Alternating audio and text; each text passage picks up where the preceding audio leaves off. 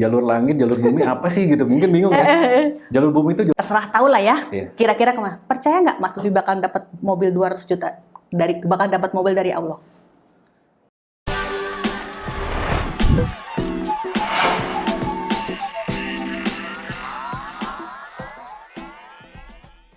Mbak Leti, terima kasih udah datang. Sama-sama, makasih juga udah diundang. Iya, udah lama sebenarnya pengen ngundang Mbak Leti karena dengar-dengar ceritanya seru-seru nih Mbak.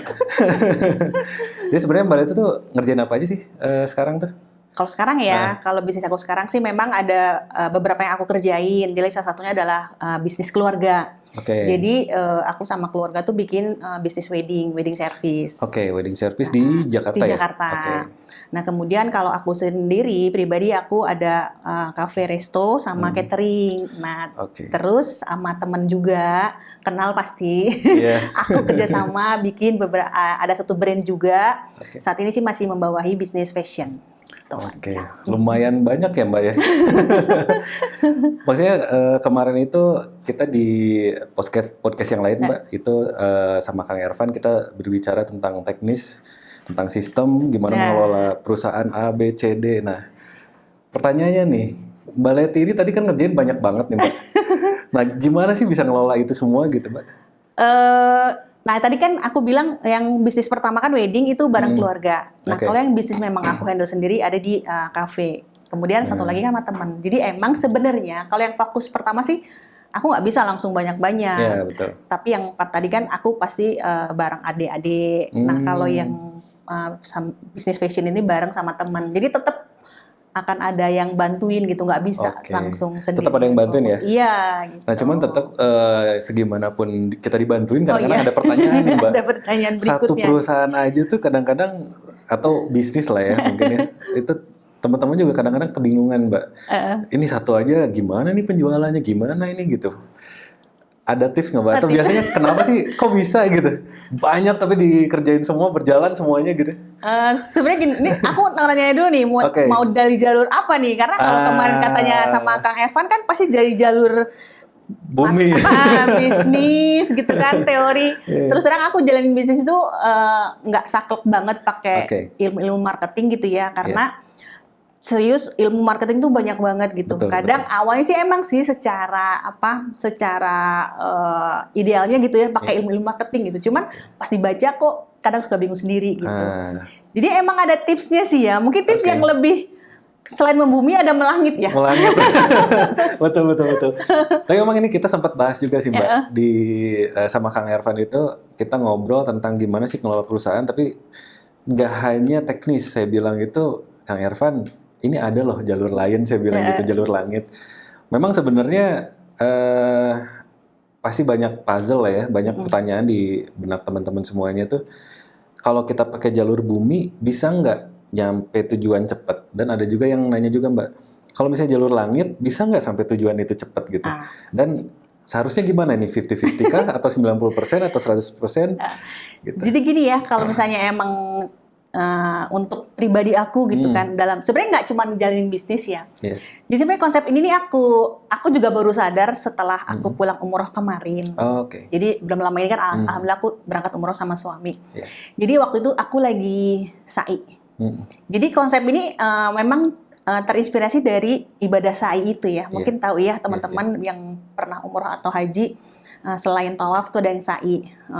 Jadi kita tuh akan berjalan antara Bukit Sofa dan Bukit Marwah.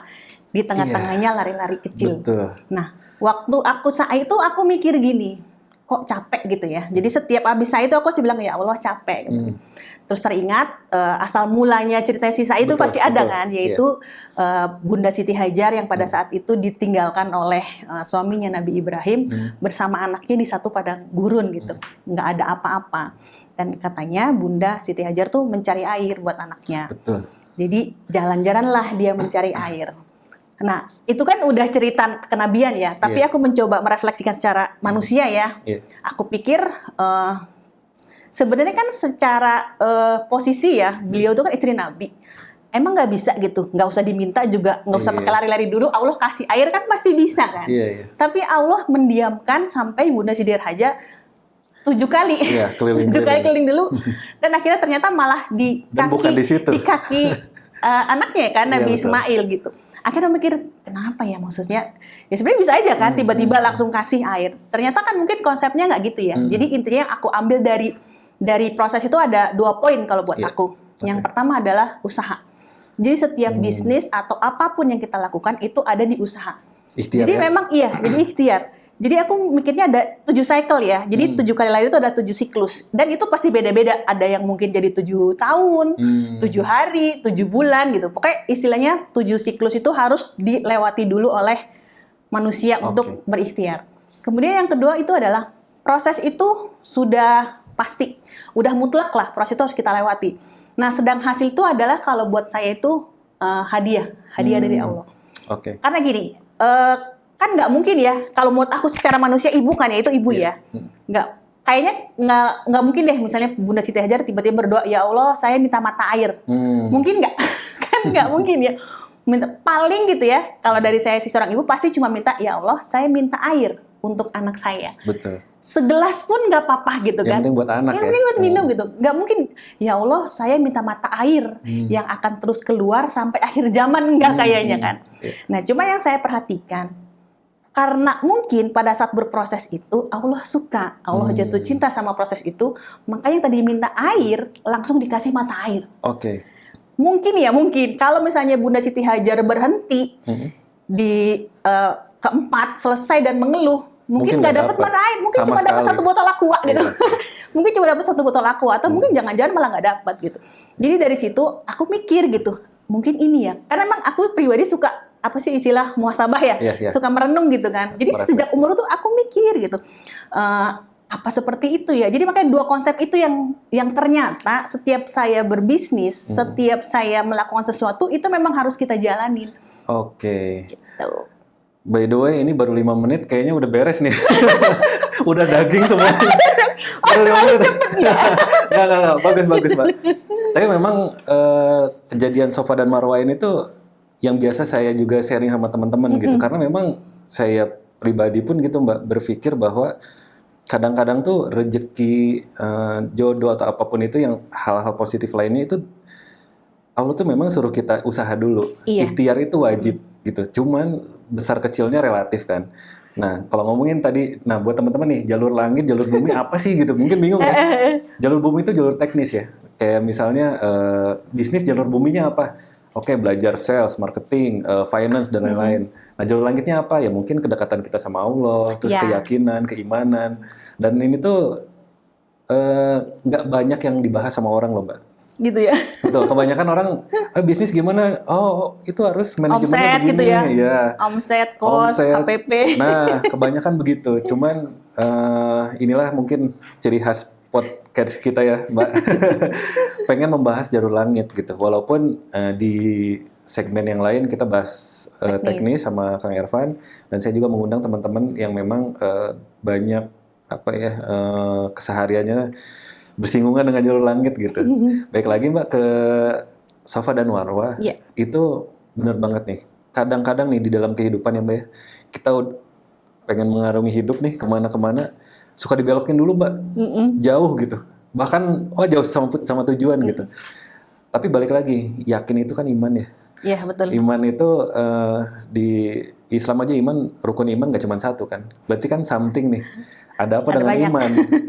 Gitu. Jadi pembahasan iman lebih dari 1 tuh nih sebuah bab yang harus dibahas detail sebenarnya gitu.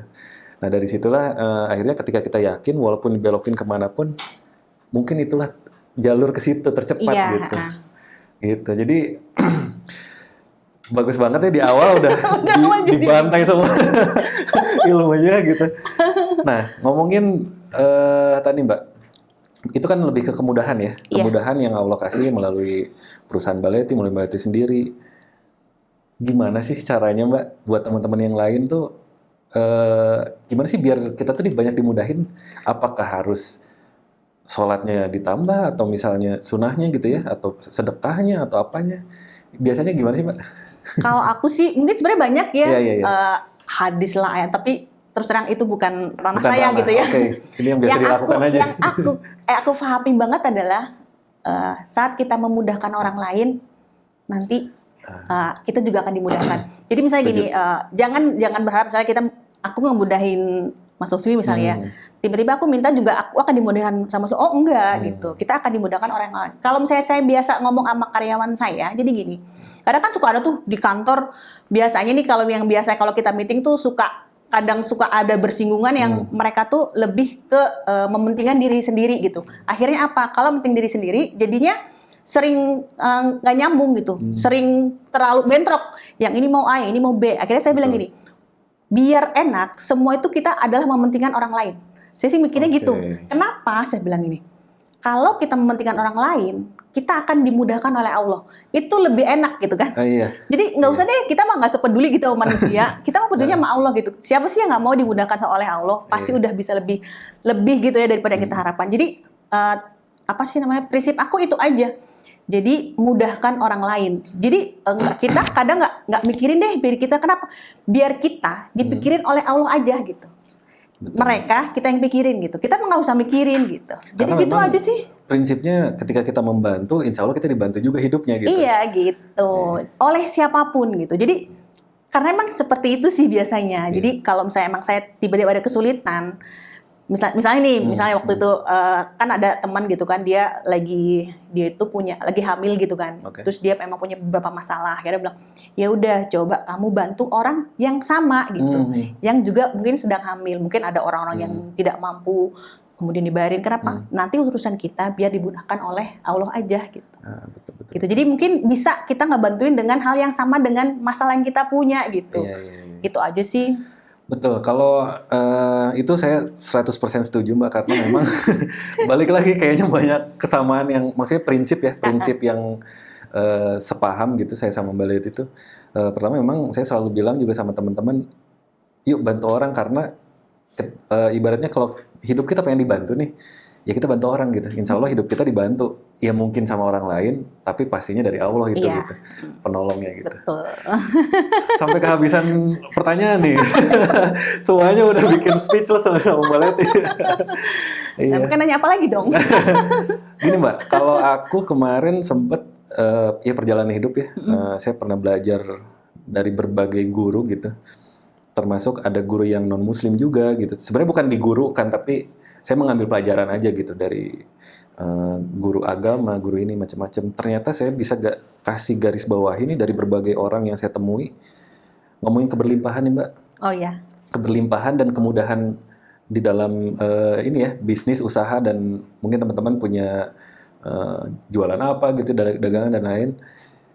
Semua berkata sama loh Mbak ternyata. Pertama, bahasa singkatnya ya adalah jariyah sebenarnya. Kalau di Islam tuh jariyah. Ini singkatnya ya, karena tiap orang tuh berbeda kata-kata, tapi intinya tuh jariyah gitu. Jadi kenapa jariyah? Karena contoh misalnya kita nyumbang ke masjid atau ke pembangunan jembatan, itu kan terus menerus tuh dipakai orang buat mungkin dia cari makan dan lain-lain gitu. Itu kalau balik lagi nih, kalau kita ngomongin energi nih Mbak, ini energi tuh nyampe ruang dan waktu tuh ditembus gitu. Jadi misalnya kita nyumbang di mana, energi tetap nyampe ke kita insya Allah gitu. Terus itu jariyah, balik lagi sedekah, itu sedekah udah pasti. Jadi di Islam itu yang banyak kita dengar tuh untuk keberlimpahan dua biasanya Mbak. Ada sedekah dan bersyukur. Benar. Itu udah pasti gitu. Nah ternyata ini ada yang memang saya mengambil pelajaran dari beberapa guru itu, non-muslim pun bahkan begitu Mbak, sama Mbak. Jadi mungkin kayaknya rumus kehidupan tuh sama ya, dan nggak berlaku. Memberi kan? Iya, memberi. Nggak berlaku di satu agama aja ternyata. Cuman mungkin namanya beda gitu. Gitu. Terus kedepannya nih Mbak, kan udah ngikut udah bikin A, B, C, D udah cukup. Menurut saya pribadi sih udah lumayan banyak ya. Ada apa lagi sih Mbak yang pengen dicita-citakan gitu? Di-spill nggak? Jadi gini ya. Mungkin mudah-mudahan sih saya cerita buat sharing aja ya, tidak ada maksud apapun gitu. Jadi dulu tuh saya berpikir gini, saya pingin, kan kita sering dengar ya ada orang wakaf tanah gitu ya, wakaf apa gitu. Yang ada di pikiran saya waktu itu, ya Allah, kayaknya kalau orang wakaf tuh yang udah kaya banget gitu ya, yang uangnya udah berlimpah, terus dia bisa gitu mewakafkan tanahnya gitu. Kapan saya kayak gitu? Saya sih nggak kebayang gitu dalam waktu dekat saya mau wakaf tuh nggak kebayang. Tapi waktu itu emang akhirnya saya tuh sama suami awalnya tuh sebenarnya mau cari tanah untuk peternakan ikan. Itu tuh awalnya itu. Jadi kebetulan saya carinya emang di tempat suami kan, karena saya pikir di sana kan banyak keluarga suami. Jadi kalaupun kita punya di sana, jadi ada yang bantu ngawasin gitu. Awalnya itu cuma gitu doang. Entah kenapa tiba-tiba dicariin dapet ini bagus katanya. Karena ada buat ininya buat buat beternak lele lah kata dia. Ada. Pas saya lihat lah kenapa banyakan rumahnya gitu. Jadi rumahnya tuh justru lebih besar. Jadi ada tanah dibandingkan tanahnya gitu. Akhirnya saya pikir ya udah deh dibeli. Akhirnya emang saya niatkan ya karena banyak rumahnya mau dijadikan rumah tahfiz ya, insya Allah itu.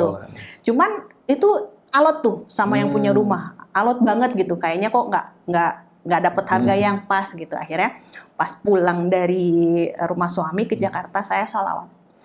Jadi sepanjang perjalanan tuh saya salawatin aja. Iya, betul. Jadi nggak tahu udah berapa ribu saya sholat. Sekarang dari Purwokerto sampai Jakarta saya nggak berhenti salawat karena emang saya pengen biar dimudahkan gitu kan. Habis itu saya kebetulan kenal sama salah satu ustadz ya. WhatsApp saya cerita lagi ngapain. Saya lagi di jalan mau beli rumah, saya mau jadi rumah tahfiz.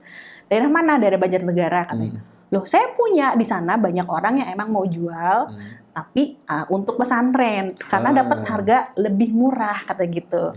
Serius, akhirnya saya kontak kan si orang yang punya tanahnya itu dan bener harganya murah banget gitu kan.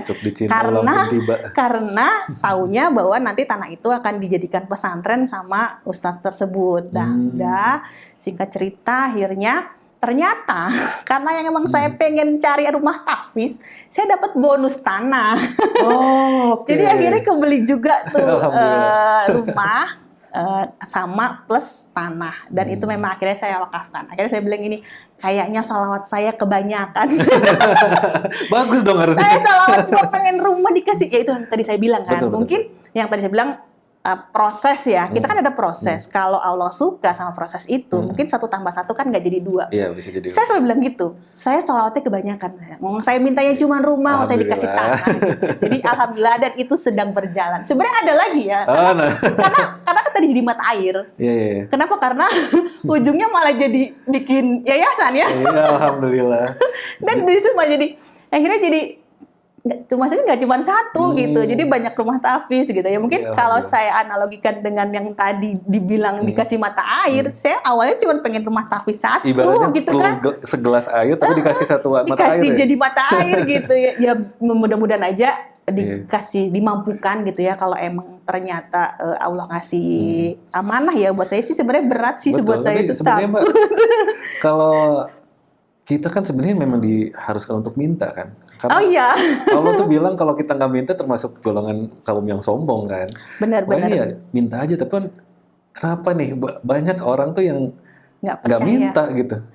Sebenarnya ini ya, sebenarnya masalah keyakinan ya. Karena contoh gini, saya pernah dikasih analogi seperti ini. Kalau buat saya itu cocok banget untuk kita memahami tauhid kita atau seberapa besar kepercayaan kita sama Allah. Misalnya ya, Mas Lutfi punya uang 200 juta. Kemudian Mas Lutfi masuk showroom ya, showroom mobil. Ada nggak sih mobil harga 200 juta? Ada ya? Ada. Keluar dari showroom, percaya nggak dapat mobil? Percaya. Masuk bawa uang 200 juta ke showroom ya, keluar bawa mobil dong. Sekarang coba bawa uang 200 juta itu ke Allah.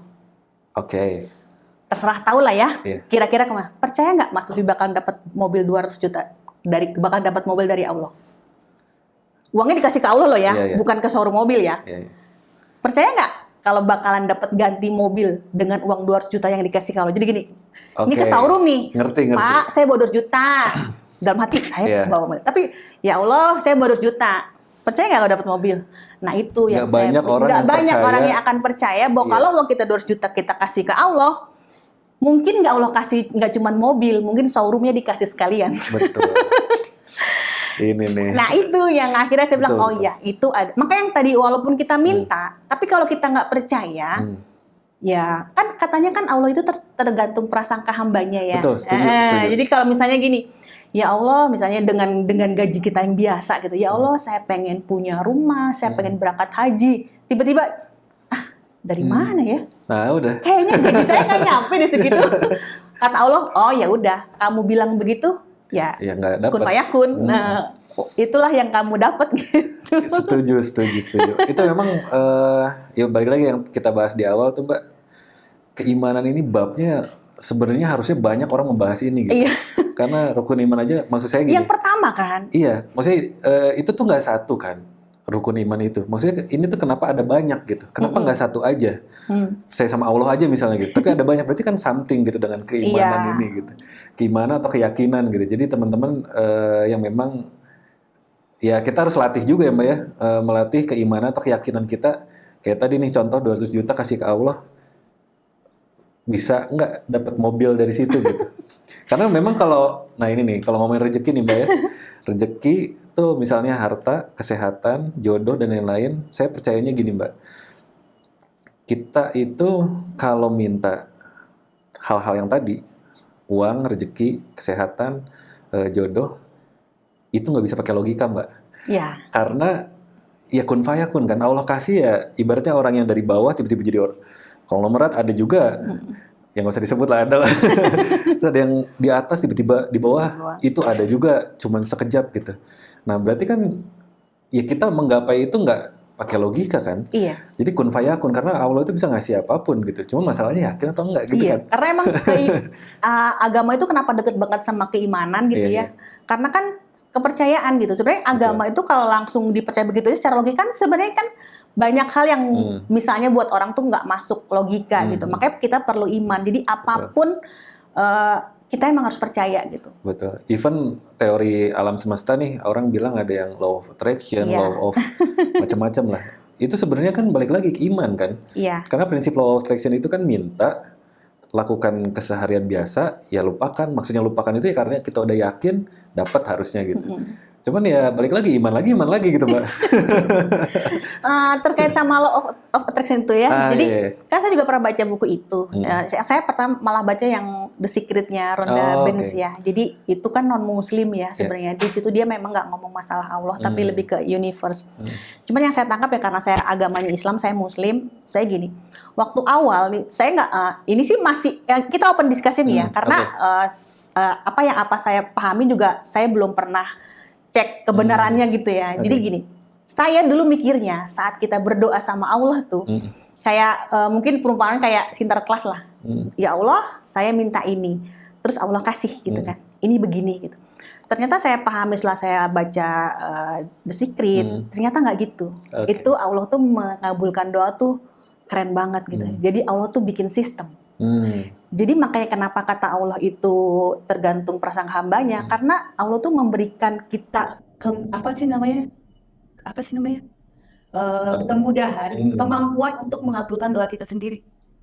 Jadi kita harus tahu, misalnya, kalau kan udah baca of terus tahu lah pasti ya, di mana sih kalau doa kita terkabul, di frekuensi berapa, karena itu adalah sistem yang emang diciptakan Allah. Jadi kalau kita udah sesuai dengan ketentuan yang berlaku itu udah tercapai. Jadi yang saya pikirkan, oh ternyata nggak gitu, nggak kayak sinterklas gitu ya, doa kasih enggak, tapi kita mewujudkan doa kita sendiri gitu. Ada rumusnya juga.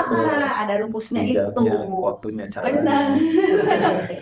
Tapi tadi kita open discussion ya, karena barangkali ternyata nggak gitu.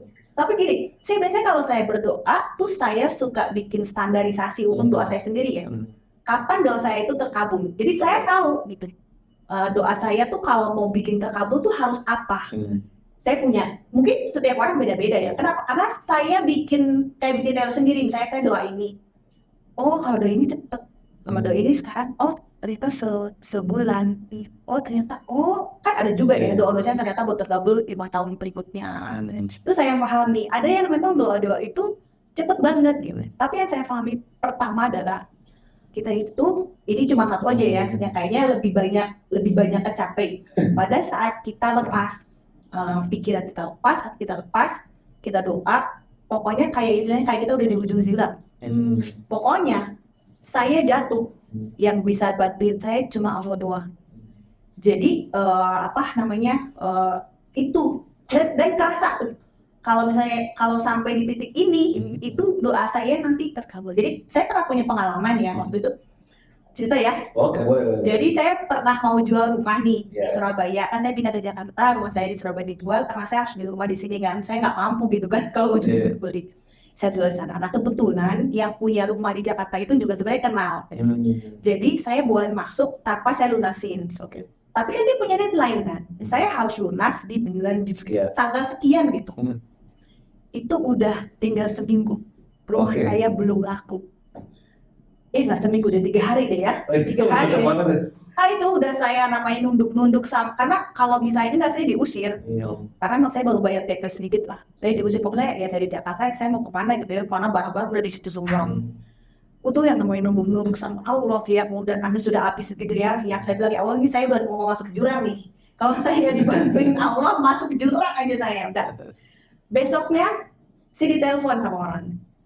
Bu, saya mau tanya rumah, kata gitu. Kaget saya. Oh ya udah, kalau itu nanti karena di Surabaya kan, saya punya orang yang emang nungguin di sana. Ya udah nanti kita janjian aja sama orang sana biar lo bisa lihat semua. Gak usah Bu, saya udah tahu. Kok dia tahu rumah saya? Berarti kan dia harus teman kerja saya di Surabaya kan? Pas gitu, ternyata iya dia teman kantor saya. Kemudian dia habis pending, dapat duit banyak. Dia suka rumah saya, dia beli pokoknya baik lah. Hari pertama, saya janjian sama notaris dong. Itu hari Jumat. Weekend kan libur ya, tapi deadline saya tuh di hari Minggu sore, Akhirnya saya urus semua, saya telepon notaris, alhamdulillah notarisnya mau datang di hari Minggu. Yang biasanya libur ya. Abis itu ternyata dia bayar cash. Kebayang nggak kalau dia beli hari Jumat dan dia belinya kredit? Nggak bisa dong hari Minggu selesai kan? Dia belinya cash. Notaris ini kaget belinya cash. Akhirnya udah saya hari Sabtu saya ke Surabaya. Jadi hari Minggu pagi, kemudian udah tanda tangan semua beres dan ternyata kata dia, saya ngurusin si tanah atau rumah saya tuh gampang banget katanya. Biasanya saya butuh waktu panjang karena kan dia harus ke aktori apa sih yang buat pertanahan lah gitu ya. Ya itulah. Udah jam 9 saya ditransfer jam 3 sore, bank masuk jam 3 sore, deadline saya masuk 1 jam seterusnya. Jadi akhirnya saya mikir tuh apa ya perasaan apa saat itu, kenapa doa saya itu cepet banget gitu. Makanya kenapa saya suka pastilah ya ada kapan saat kita minta terkabul itu kan sebenarnya udah dibikin sistem ya, bikin sendiri aja gitu. Jadi saya tahu tuh kapan kira-kira doa yang seperti apa dan diri saya yang didengar Allah yang akan dikabulkan. Nah itu suka saya pahamin sendiri. Berarti saya harus begini gitu. Udah lunas persis 1 jam sebelum deadline. Saya WhatsApp dengan PD-nya, Pak sudah saya transfer. Nah, sebelum lanjut nih Mbak ke pembahasan keuangannya agak seru ya. Nanti buat teman-teman buat dengar kelanjutan cerita ini di video berikutnya ya. Belum Pak, pembagian ini panjang. Masya Allah, bagus. Baterainya itu. Memang ada baterai habis.